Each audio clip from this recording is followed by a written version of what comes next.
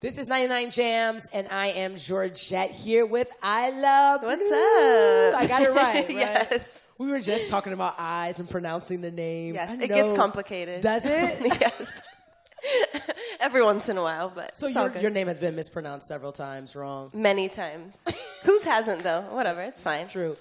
So listen, you just dropped your EP, War and Raindrops. Yes. In October, and I was listening to the vibes. I was like, oh my gosh. I'm thinking about flowers because the hook is F flowers. Yes. I want to say the word, but I'm just like, yes, okay. But where did the inspiration of the title come from for your EP? So that came from flowers.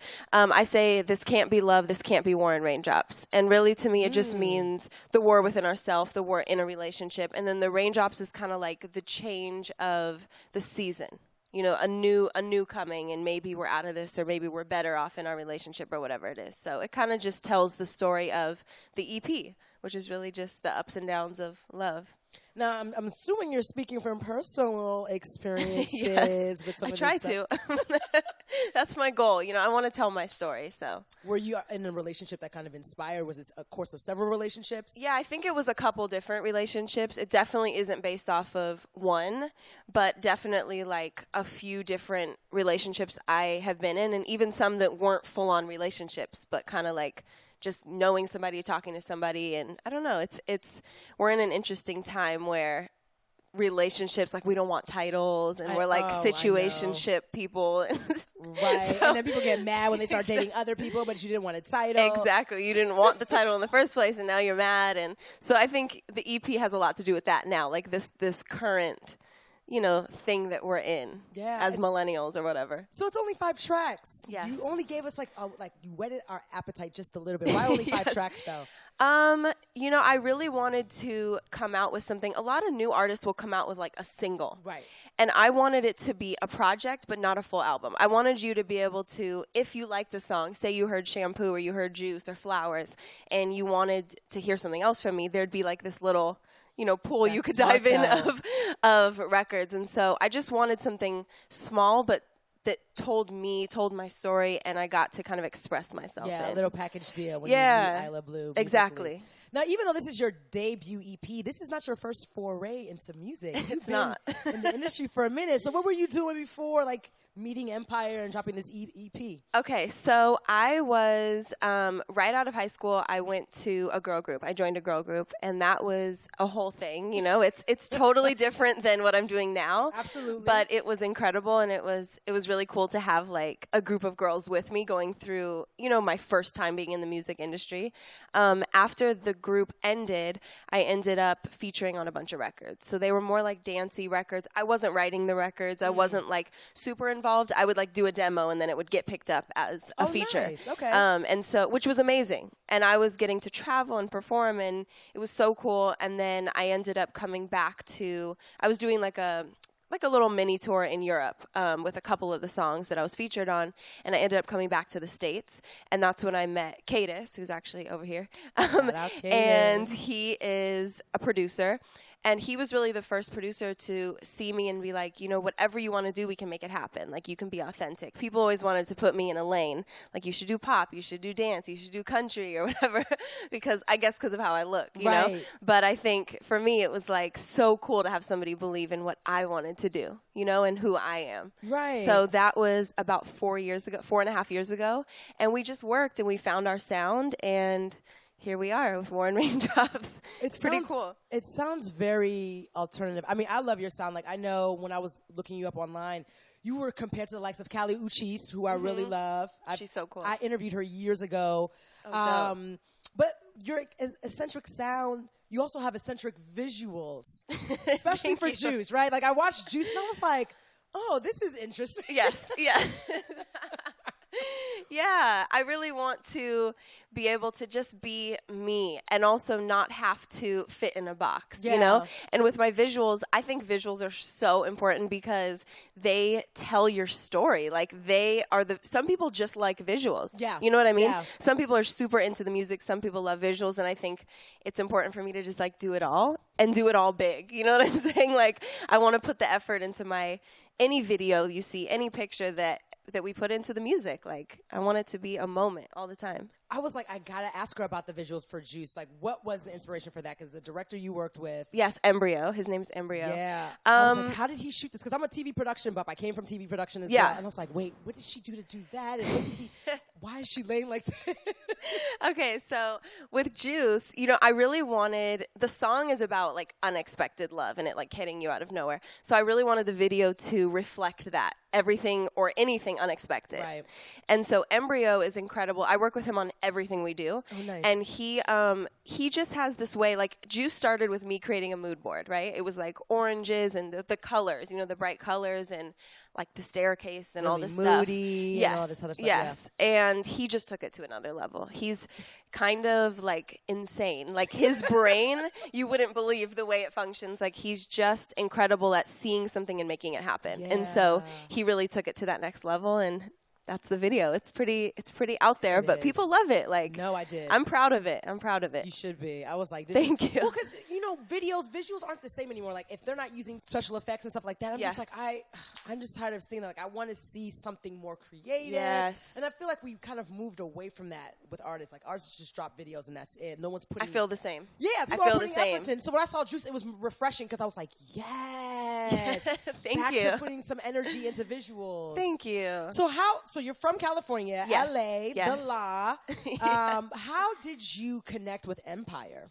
Okay, so after we released Warren Raindrops, actually, in October, I ended up, we had done this deal with a company called 3T Entertainment, and that's how I started working with Embryo, and the head of 3T is this guy named Galen, and he's awesome. He's a close friend of ours and our business partner, and he actually brought...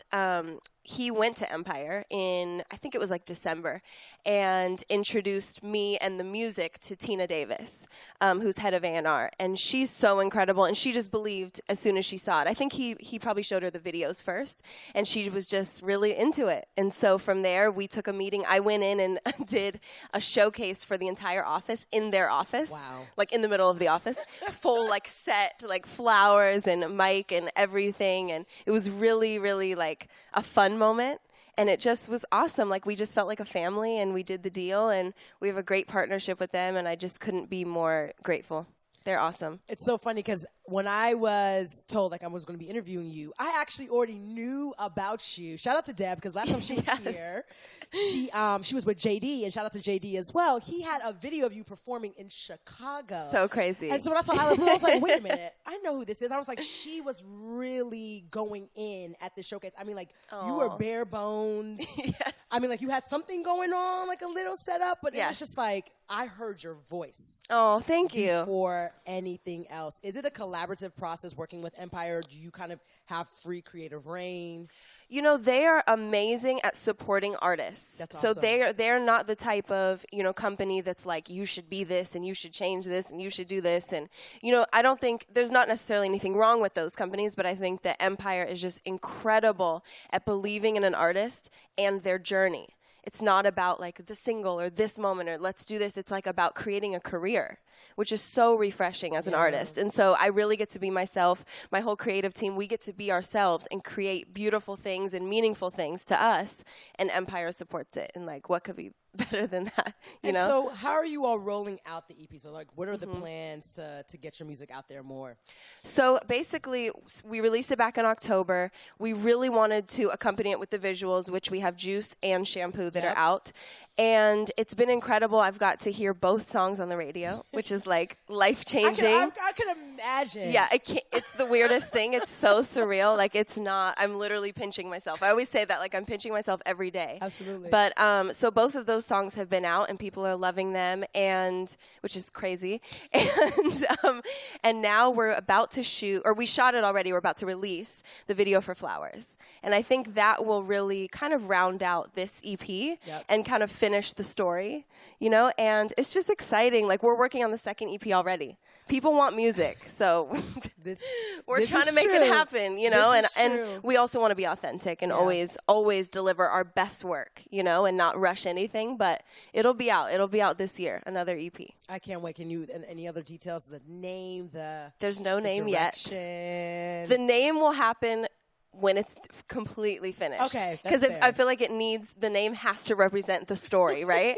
But yeah, the direction, I think I'll always be me. We always want to do, you know, live instruments. We always want to incorporate jazz chords and jazz elements. It's just, you know, who I am. And but we also want to evolve and do, you know, we'll see what it is. Maybe some more up-tempo stuff. You know? Excited for that. You never know. I'm excited for that. Okay, so you were named YouTube Music's Foundry. Yes, Foundry artist. Yeah. What does so that crazy. entail? Tell me about that. Okay, so basically, I don't even know exactly how it happened, but YouTube discovered, I think they had come to one of those showcases like the one you saw. Yep. They had come to the LA showcase and the New York showcase. And it's so incredible. They really just reached out and they were like, we have this program called the Foundry Program. And basically they will support an artist, new artists, in, you know, achieving their dreams. And having the help of YouTube is insane because, especially for someone who visuals are so important to me. Absolutely. Like, to have YouTube on your side and helping you with marketing tools and understanding it's YouTube. Google, like, yes, exactly. Yeah. And how it all works and how it functions and how to do things the best way possible is a dream come true. Like, they're incredible. I also had a billboard in Times Square. Which was and I used to work at Times Square, insane. so I already know what that feeling could be like. That was the craziest thing. There was also one in Madison Square Garden, like right at Madison Square Garden. That was all because of the Foundry program, and it's just so surreal for me. Did you take pictures? Did you put it on your Heck Instagram? Yeah. We all were out there. We went to New York, like pretty much just to see it. Like, it was insane. It was the cover of Warren Raindrops, so it's all the flowers, and it was just such a special moment, and I'll never forget that. And that was all thanks to the Foundry program. Like, they really support these new artists, and I couldn't be more happy to be part of their program. So it's like an artist development program, which I think is smart. Yeah, I think so too. For YouTube to go that route. I think so too. I think they're an incredible company. The staff that we've worked with is just so cool and, I don't know, down to earth and just helpful, and it's really cool. Most surprising fact about you that we don't know? Ooh, that is a good question. Okay, let's see.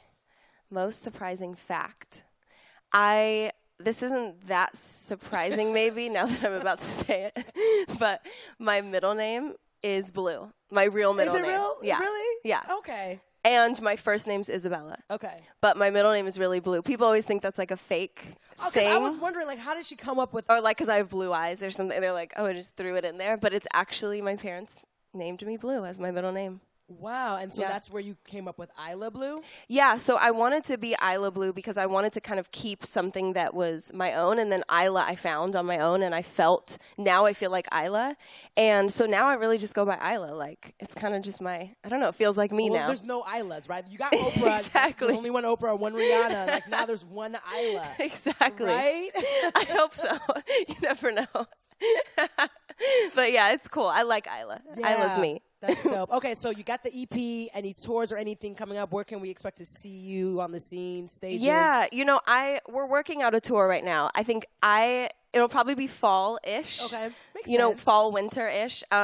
For me, like, touring is going to be the dream for me. It's going to be incredible because I think I'll get to really, like, people will get to come in and see the Iyla world. Sounds kind of funny, but they'll get to experience what I want you to feel when you walk into a concert, big or small. Yeah. I want you to feel accepted for whoever you are. I want you to feel beautiful for whoever you are. Like, I just want you to come in and feel like a really good feeling when you leave. Iyla World. You should use that if you're not using it already, Iyla. I'm telling you. I should. Iyla's World. I'm telling you. You go to my Instagram and it's a whole chain. Like, tonight. How can they find you online? You can find me at Iyla, Iyla, everywhere. Oh, just my name. See, I told you you're doing first just name my basis. name. Yes, that works for you. Everywhere. That's so awesome, Iyla. Thank you so much for stopping through. Thank you. I'm excited. Oh, thank you so much. And I know you have a website as well. Yes, IylaMusic.com, and you can probably find all my socials on there. It's super easy. So awesome. yeah. Thank you, Iyla. Thank you.